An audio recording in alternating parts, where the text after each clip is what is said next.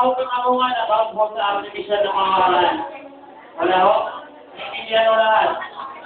So, pwede natin pangagamit yan ha. Mabiro natin yan sa mga pero guys, o picture. So, ngayon, ito na po. Marami ito ay ito permanent method, hindi ganit mo paraan, wala na tayong iinumin, wala na tayong ilutuot, kahit anong oras po, pwede tayo mapagtabakan. Kaya pag tayo po, dalawang paraan sa permanent method. Isa po yan, isa po sa babae at isa po sa lalaki. Unahin po natin ang para sa babae. Ito po ang pinatawag natin female sterilization o sterilization.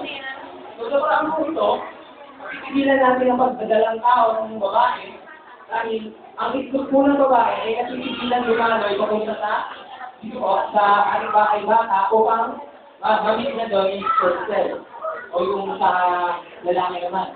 Ginagawa ko ito, yan po, kung ano na po, pero kung pamphlet niya, pinuputol po yan, yung palong yan, susubulan bago makagano.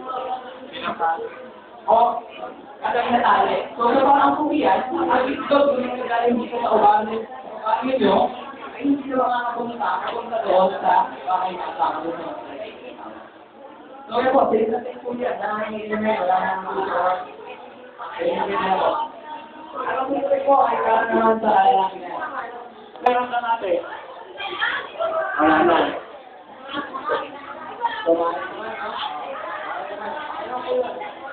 So, pagpatuloy na po natin. Marami ka na po nakabot. Ano po, paano sa kalalaki na, yung vasectomy naman. So, dito po sa vasectomy, pinuputol po ang daanan ng ating silila. So, hindi po ito yung naririnig natin na tinatanggal yung itlog o yung itlog. So, sa ato lang po yung nangyayari. So, pinuputol na po siya. So, parang yan, hindi dadaloy ang first cell palabas doon sa akin ng lalaki. Kaya kung safe na safe pa rin ang parang yan. Eh po, may tanong po ako mula sa mga lalaki dito. Kung 2 buwan nakalipas na kayo i-operahan at misis ay nabuktis, ano po ba dapat gawin? Dapat na kami patayin? O yung isa? Ano po? So, ano kaya? Sige po, sa likod. Makalipas po sa 2 buwan, kung si misis, may pa-opera na kayo. Dapat may mga pagkitahan sila pare, o ano yun? Hindi po. Ayun, tama po siya, hindi pa po dapat.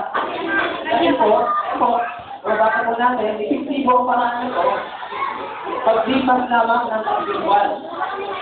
So, kailangan ilabas mo na, pag magkatalis tayo, kailangan gawin tayo ng auto, yun, sa paraan ko. At paglipas ng 3 buwan, pwede na po siya, effective na po siya. So, hindi po lahat ng paraan, nasa sa iyo po ang kapangyarihan o pagpumili kung anong paraan ang gusto nyo. Kaya, yes, maraming salamat po.